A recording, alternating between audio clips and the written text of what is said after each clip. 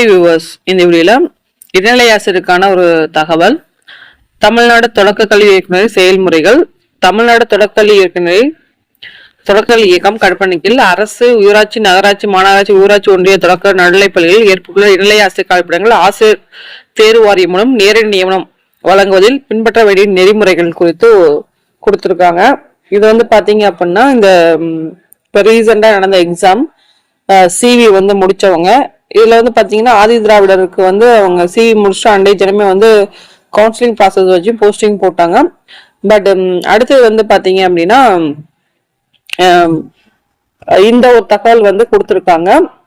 இந்த தகவல் பாத்தீங்கன்னா 26/2025 அவங்க கொடுத்துருக்க இந்த தகவல்.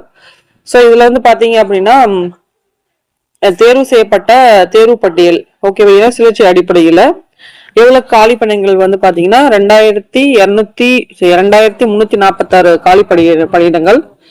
ஸோ இது பாத்தீங்க அப்படின்னா எம்இஸ் அந்தந்த மாவட்ட கல்வி நிலையங்களில் எம்இஸ் இணையதளம் வாயிலாக ஆன்லைன் கல்வி மூலம் பணி நியமனம் ஒதுக்கீட்டு ஆணை வழங்கப்பட உள்ளது அப்படின்ற ஒரு இன்ஃபர்மேஷன்.